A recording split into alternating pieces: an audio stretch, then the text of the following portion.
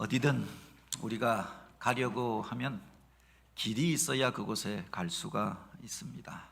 길이 있고 없음에 따라서 그래서 그 집과 그 땅의 가치가 달라지게 되는 것 아닙니까? 그래서 어떤 일들을 하려고 하면 먼저 길을 닦고 길을 여는 일들을 먼저 하게 되어집니다. 물론 그렇지 않아도 사람들이 많이 다니면 길이 만들어지게 되어져 있습니다. 그런데 사람들이 다닌다고 다 길이 아니고, 또한 길이라고 해서 모두가 쫓아가고 따라가야 할 길도 아니더라라고 하는 겁니다. 어떤 길은 가다가 보면은 낭패를 당하고 또 막다른 자리에 이르게 되어지고, 또 어떤 길을 쫓아가다가 많은 이들이 간다고 따라가다가 그곳에서 어려움을 당하고 또 멸망과 죽음에 이르게 되어지는 그런 위험한 길도 있더라라고 하는 겁니다. 사람마다 기질과 성향이 다르지만 저는 새로운 것들을 경험하고 또 무슨 새 것이 생겼다라고 하면 그것에 꼭 가보고 경험해야 직성이 풀리는 그런 성격을 가지고 있습니다. 그래서 길을 가는데도 똑같은 길로 매일 가는 것, 이걸 답답하게 여기서 늘 어떤 데를 갈 때 한 번은 이쪽으로도 가보고 한 번은 저쪽으로도 가보고 그렇게 하죠. 아마 목회자가 아니었으면 여행도 많이 다녔을 테인데, 보통 휴가 때가 되어지면은 그래서 안 가봤던 데들을 가게 되어지는 겁니다. 과거에 부모님이 살아계실 때는 휴가 때가 되어지면 마지막 종착지는 언제나 고향 집이고 아버지 집인데, 가는 방향이 다른 때는 빨리 가기 위해서 고속도로로 갔는데 이제 다른 길로 돌아서 가는 겁니다. 북쪽으로 무슨 그 철원으로 화천으로 돌아가지고 저쪽 고성으로 해서 강릉으로 가기도 하고, 어떤 때는 정선으로 태백으로 돌아서 무슨 통나무집에서 하루 자고 그래서 강릉으로 가기도 하고, 어떤 때는 저 경상도로 돌아서 봉하로 또 울진으로 이렇게 돌아서 가기도 하고, 갈 때마다 새로운 경험들을 하게 되는 겁니다. 지금은 우리나라 대부분의 길들이 다 포장되어져 있지만 한 20년 전만 해도 포장 안 된 길들이 태반이었잖아요. 시골 길들은 대부분 포장이 되어져 있지 않았던 겁니다. 지금처럼 차마다 내비게이션이 있고 핸드폰에 그 내비게이션 어플이 깔려 있어서 그걸 보고 길을 찾아가는 것도 아니죠. 지도책 하나 보고 가는데, 가면서 분명히 길이 있는데 가다가 다른 길에 다다르게 될 때가 있는 겁니다. 그 결혼 초에는 제가 타고 다니던 차가 티코였는데, 티코 뒤에다가 어떤 짐도 싣고 앞에다가 막 이렇게 해서 남들이 티코란도라고 불렀습니다. 그 차 타고 그냥 비포장길 막 이런 데 가다가 낭패를 당했던 적이 있는 겁니다. 휴가 때 무슨 정선으로 해서 가보지 못한 길로 해서 가는데, 가다가 보니 비포장 도로가 납니다. 도로가 나오는데 그렇게 넘어가기만 하면은 강릉 쪽으로 동해안으로 갈 수 있을 것 같은데 험준한 산이 있는 겁니다. 이 산만 넘어가면 큰 길이 나온다. 우리 집사람을 설득하면서 가는 겁니다. 비포장도로를 계속 가는데 가다가 보니까 길이 끊겨 있음, 어떤 사람이 그 표지판에다가 메모 하나 붙여놨습니다. 그래서 장난쳐 놓은 거다 믿고 계속 가는 겁니다. 가다가 보니까 진짜 길이 끊어져 있는 겁니다. 이제 무슨 폭우가 와서 산사태가 나서 길이 막혀 있는데 사람들이 많이 다니지 않는 길이니까 그냥 그대로 놓여져 있었던 겁니다. 몇 시간을 달려서 들어왔는데, 지금 생각해 보니까 이거 무슨 정선 구절리 뭐 그런 길이었던 것 같아요. 이 지도상으로 보면은 이어지는 길이 있는데 막혀 있는 겁니다. 들어왔다가 다시금 돌아 나오려고 하면 몇 시간을 비포장도를 다시금 나와야 하는 겁니다. 그러다가 타이어가 펑크나고 밤은 깊고 주변에 불빛도 없는 자리 가운데서, 그때는 뭐 핸드폰도 제대로 없었고 차에 기름은 떨어지고 아이는 뒤에서 배고프다고 울고, 그야말로 난감한 처지 가운데 첩첩 산중에서 곤란한 지경에 빠졌던 경험이 있습니다. 물론 지나놓고 보면은 추억인데, 우리가 어떤 길을 갈 때 아는 길을 가야 한다, 제대로 된 길로 가야 한다라고 하는 것들을 새삼 생각하게 되어지는 거죠. 물론 지금은 이렇게 그래도 살아서 돌아와서 제가 여기에 서 있고 그 아이들은 커서 다 청년이 되어졌습니다만, 오늘 우리가 길이 아닌 길로 가다가 난처한 일들을 당하였던 경험들이 있지 않습니까? 바로 오늘 우리가 어떤 길을 갈 때 아무 길이라 가는 것이 아니라 그 길을 바로 알고 가는 것, 바른 목적을 향하여서 가는 것도 중요하지만 그렇게 제대로 된 길을 가는 게 중요하죠. 만약 모르는 길을 간다라고 하면 좋은 안내자와 함께하여서 그 길을 가는 게 필요하다라고 하는 거죠.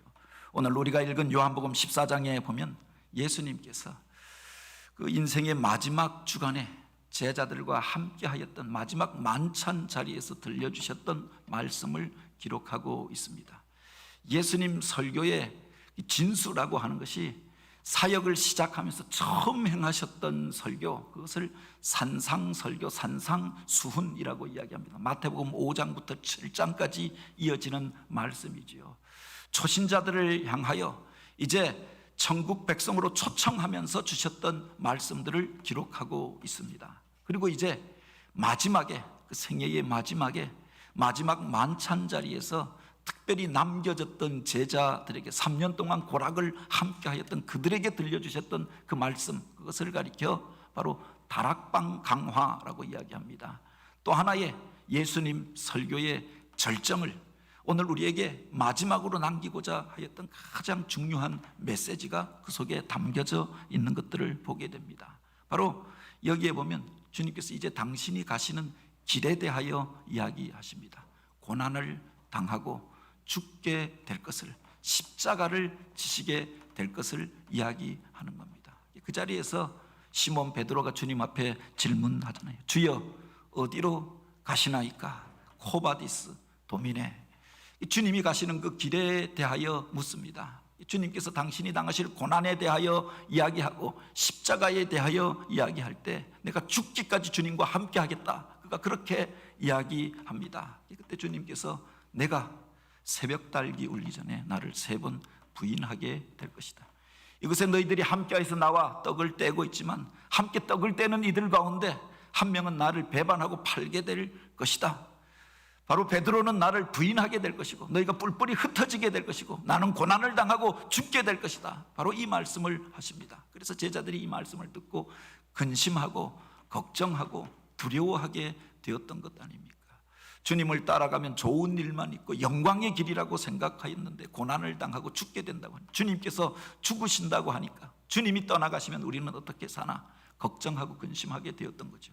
베드로도 그렇게 용감하고 담대한 베드로도 주님을 부인하게 될 것이라고, 우리는 주님을 배반하는 자가 우리들 가운데서 일어나게 될 것이다. 더욱 근심하고 염려하게 되었다라고 합니다. 그들에게 주셨던 말씀이 14장 1절로부터 이어지는 말씀입니다. 너희는 마음에 근심하지 말라. 하나님을 믿으니 또 나를 믿으라. 내 아버지 집에는 거할 곳이 많도다. 그렇지 않으면 너희에게 일러쓰리라.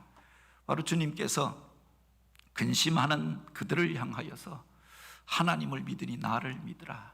내가 그냥 죽으러 가는 것이 아니라 바로 영원한 나라에, 아버지 나라에 이르는 그 길을 예비하러 간다. 당신이 가시는 길의 의미에 대하여 설명하십니다. 이 땅의 것들 바라보고 당장에 보여지는 것들 바라보고 낙심하고 절망하지 말라. 바로 하늘의 것들을 바라보라.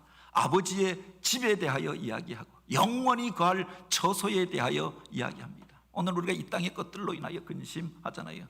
언제 어떤 일들이 벌어지게 될지 불확실성의 시대를 우리가 살아가고 있습니다. 그래서 내일의 일들을 걱정하고 미래의 일들을 걱정하고 나만의 일로 걱정하는 것이 아니라 내 사랑하는 자녀 손들 바라보면은 또 안타까워서 걱정하게 되는 것 아닙니까?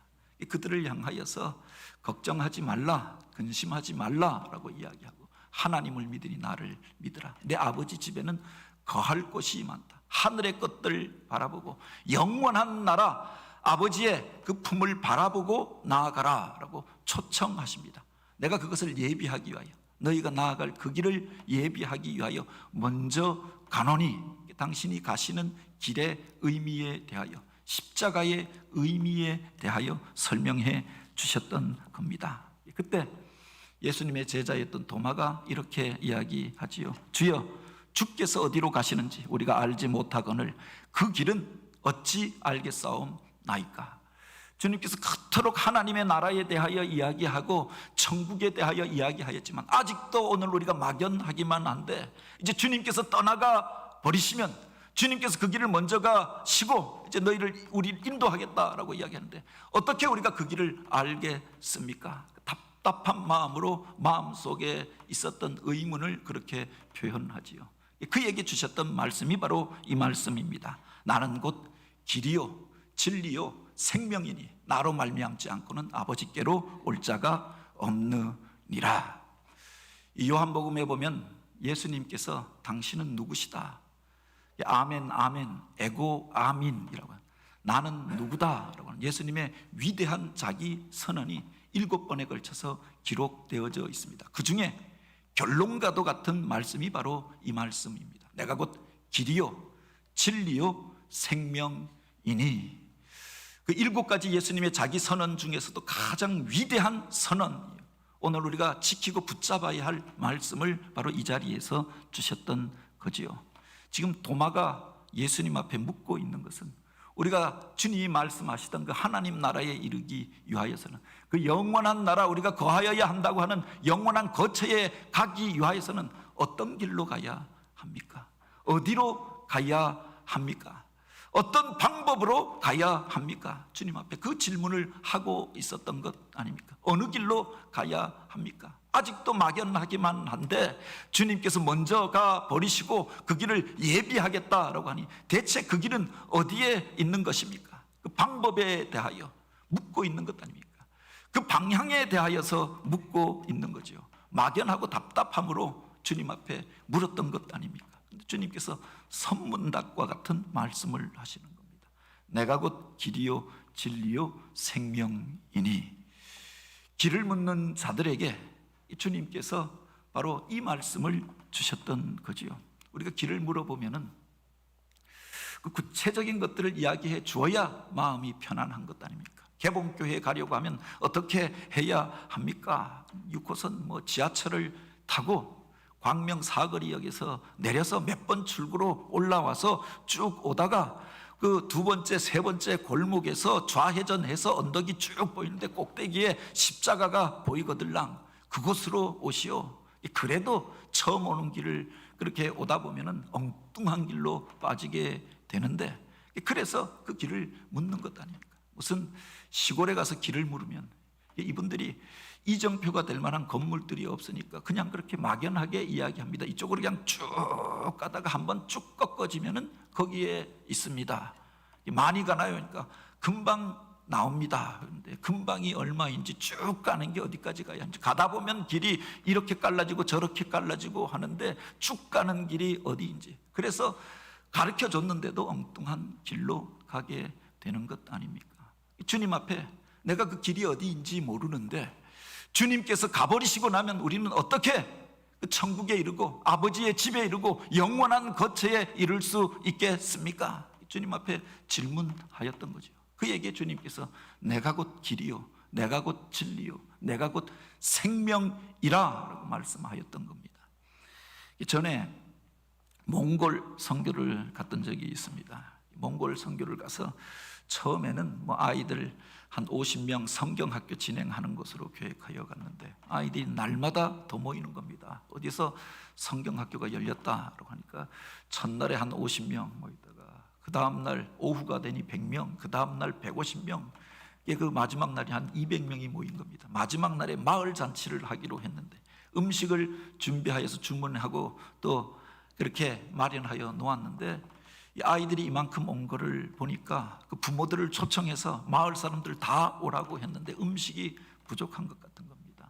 그래서 염소를 한두 마리 더 잡아야겠다 그렇게 결정하고 선교사님한테 어디 가야 염소를 살 수 있습니까? 했더니 가르쳐 주시는 겁니다. 이 산 넘고 고개 2개 넘어서 쭉 가다 보면은 그렇게 목장이 있는데 거기 목장이 오른쪽 왼쪽 오른쪽에 양떼들이 있는데 그 중간 쪽에 빨간 깃발 매단 거기입니다 이야기하는데 도저히 알 수가 없는 겁니다. 우리나라처럼 길이 반듯하게 나 있는 것도 아니고 그냥 들판입니다. 그냥 들판에 쭉 가라고 하는데 이 동서남북도 헷갈리는 길에 이곳 저곳에 그냥 양떼들이 그냥 흩어져 있는데 어느 곳으로 가라는지, 그래서 묻고 또 묻고 하니까 결국 그 선교사님이 제가 같이 가겠습니다. 한참 설명하다가 설명하기가 어렵고 힘들고 이해를 못하니까 같이 차를 타고 그 목장까지 가는 겁니다. 그 교회에 나오는 성도 집에 가서 그래서 염소를 잡아가지고 오는데 바로 주님께서 이 말씀을 우리에게 하여 주시는 겁니다. 답답해하는, 그래서 근심하는, 어디로 가야 할지 모르는 그들에게 내가 곧 길이요 진리요 생명이, 내가 그 길을 같이 가 주겠다. 내가 진리와 생명에 이르는 그 길이래. 내가 그때마다 너에게 마땅히 행할 길을 가르치고 내가 너희에게 생명을 공급하고 너와 함께하여 주겠다. 바로 이 말씀을 주셨던 거지요. 신앙생활이라고 하는 게 뭐냐? 예수님과 함께하여서 인생의 길을 걸어가는 것을 말하지 않습니까? 나 혼자 가는 것이 아니라, 내 멋대로 가는 것이 아니라 주님과 함께하여서 인생의 길을 가는 겁니다. 주님 앞에 묻고 진리가 무엇인지, 주님의 뜻이 무엇인지 물으면서 가고, 힘들고 약하여졌을 때 주님께서 공급하여 주시는 힘으로 바로 가는 그 길이 바로 신앙의 길이 아닙니까? 세상에 사람들은 무엇과 함께 그 길을 가려고 합니다. 여행을 할 때 중요한 것이 방향도 중요하지만 누구와 함께 가느냐, 이것도 중요하다라고 이야기합니다. 어디 가자라고 이야기하는데 무슨 수련회 있다, 무슨 프로그램이 있다라고 이야기하는데 거기가 경치가 좋다라고 이야기합니다. 그런데 가보고 싶은데 같이 가는 사람들이 부담스러운 겁니다. 2박 3일 같이 여행하는데 부담스럽다라고 생각하면 누가 같이 가는데요? 물어보고 부담스러우면 안 간다라고 이야기하잖아요. 목적지도 중요하지만 같이 가는 그 사람이 중요하다. 마음 편한 그 사람, 내 마음을 알아줄 그 사람, 그와 함께 있으면 내 마음의 상처와 아픔도 다 씻어주고 품어줄 수 있는 그 사람, 그 길을 자세하게 안내해 줄 수 있는 그 사람과 그 여행을 함께 한다. 행복한 여행의 길이 되지 않겠습니까? 오늘 우리는 누구와 함께 그 인생의 길을 걸어가고 있습니까? 어떤 사람들은 돈만 있으면 다 해결된다고 생각합니다. 돈과 함께 내 인생의 길을 가리라. 필요한 모든 것들 돈만 있으면 해결이 되어지니. 그런데 그 돈 때문에 그래서 근심하고 염려하고 싸우고, 결국은 이 세상을 떠나갈 때에는 가야 할 바를 알지 못해서 움켜잡았던 그 모든 것 내려놓고 그렇게 두려워하면서 죽음을 맞이하는 이들이 얼마나 많이 있습니까? 권력만 있으면 이 모든 것들을 해결할 수 있다. 그 자리에 올라가면은 내가 원하던 그 모든 것들을 얻을 수 있다라고 생각해서 그 권력을 얻기 위하여서 수단 방법을 가리지 않고 그렇게 행하다가 지금까지 쌓아왔던 그 모든 것들이 그것 때문에 다 그렇게 물거품이 되어지고, 명성과 또 그렇게 그동안에 살아왔던 삶의 길들이 다 짓밟히고 부정되어지는 자리 가운데 수치를 당하는 모습들도 보게 되어집니다. 그냥 목표, 목적 이런 거 없다. 그때 즐겁게 즐기면서 사는 것이다 라고 하면서 인생의 길을 잃어버린 채 방황하며 순간의 즐거움에 취하여 살아가는 이들은 또 얼마나 많이 있습니까? 오늘 강단에 보면은 꽃꽂이가 되어져 있는데 꽃꽂이가 하나가 아닙니다. 보시면은 2개, 3개가 놓여져 있는데 다른 하나는 앞에 보면 활과 창이 밑에 놓여져 있는 거 보이십니까? 그리고 위쪽에 보면은 모닥불이 있고 그 모닥불을 피우는 그릇이 놓여져 있지요. 그래서 처음에 추정하기를 이게 2가지 길, 우리 앞에 놓여져 있는 2가지 길을 상징하는 게 아닌가. 창세기에 나오는 바로 가인이 아니죠, 에서의 길, 그리고 다른 하나는 바로 야곱의 길. 2 모습을 상징적으로 보여주는 것 아닙니까? 또 다른 모습으로 이렇게 생각해 보면은 구약 성경에서 창을 상징하던 사람이 사울의 길이 있지요. 권력을 가지면 내가 무엇이든지 가질 수 있다. 사울의 길이 있습니다. 광야로 쫓겨나서 그곳에서 하나님의 은혜를 구하며 사모하였던 다윗의 길이 있습니다. 오늘 우리는 어느 길을 가고 있습니까? 가인의 길입니까? 아벨의 길입니까? 에서의 길입니까? 야곱의 길입니까? 사울의 길입니까? 아니면 다윗의 길입니까? 당장에 보여지는 것들을 보면 바로 가인이 이긴 것 같았고, 에서가 더 힘 있는 자 같았고, 사울이 권력을 잡은 것처럼 보여졌지만 결국 하나님이 인정하시는 길은 달랐다라고 하는 거죠. 하나님이 기뻐하시는 길, 하나님께서 예비하여 주시고 또 그렇게 언약하여 주신 그 길로 행하면서 하나님이 주신 복을 받아 누리는 저와 여러분이 되기를 원합니다.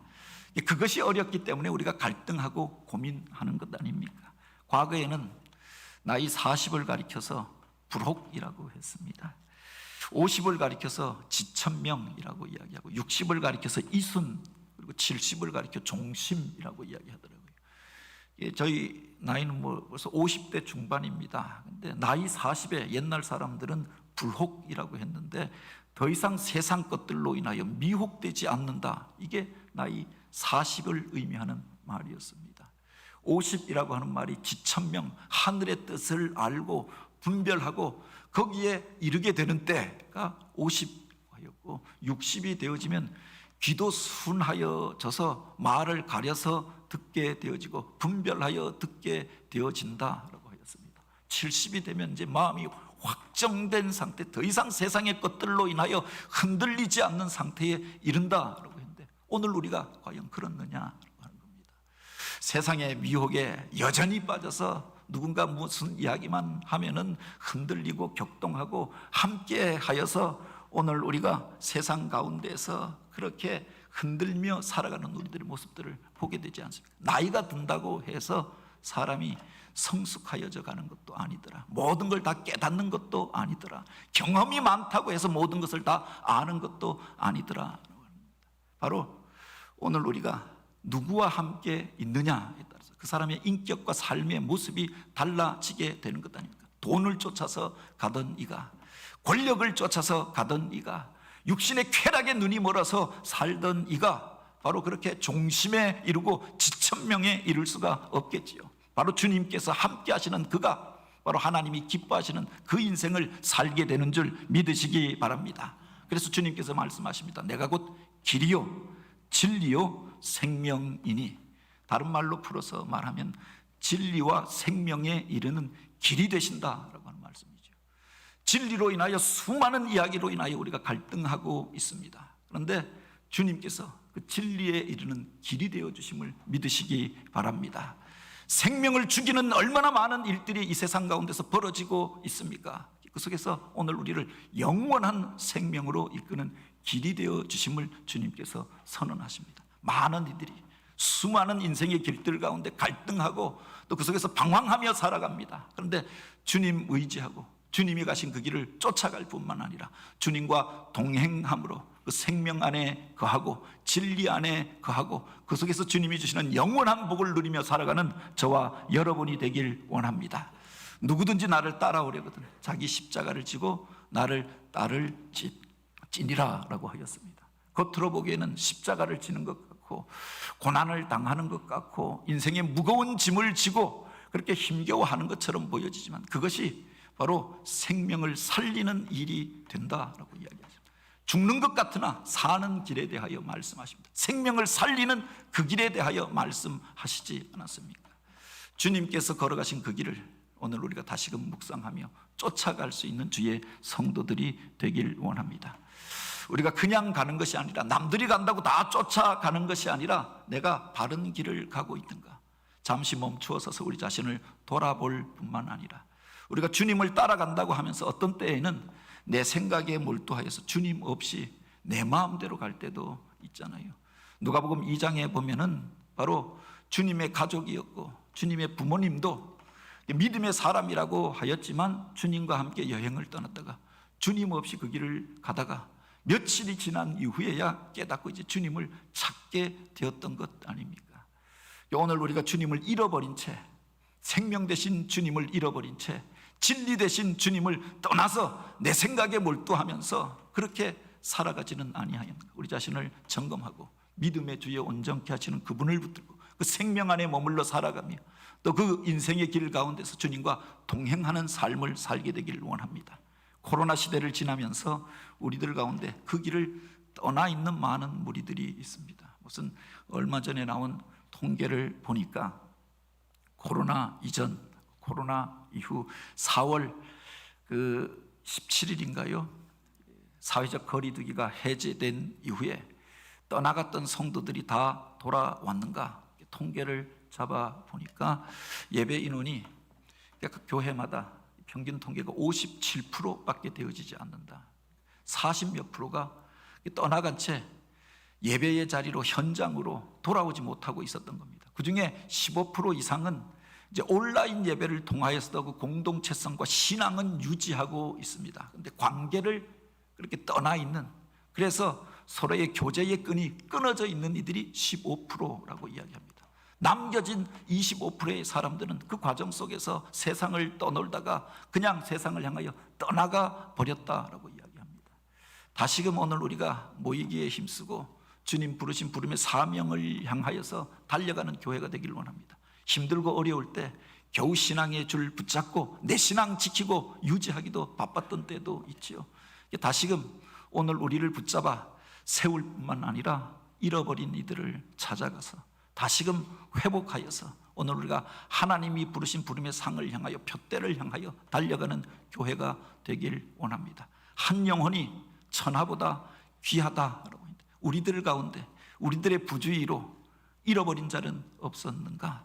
우리 주변에 멸망의 길로 사망의 길로 달려가면서도 내가 무슨 길을 가고 있는지 깨닫지 못한 채 그렇게 세상의 일에 몰두하며 살아가는 이들은 없는가? 생명의 자리로, 생명의 길로 인도하여서 함께하여서 하나님이 주신 복과 은혜를 누리고, 이번 11월 20일은 그래서 우리가 풍성한 추수로 하나님 앞에 나아갈 뿐만 아니라 영혼 구원의 기쁨으로, 그 결실의 기쁨으로 하나님 앞에 영광 올려드리는 교회가 되어지길, 이 일을 놓고 기도하고 또 함께하여 힘쓰고 그 속에서 함께 하시는 주님을 체험하고 우리를 만지시고 새롭게 하시는 주님의 능력을 경험하는 교회가 되어지길 주님의 이름으로 축복합니다.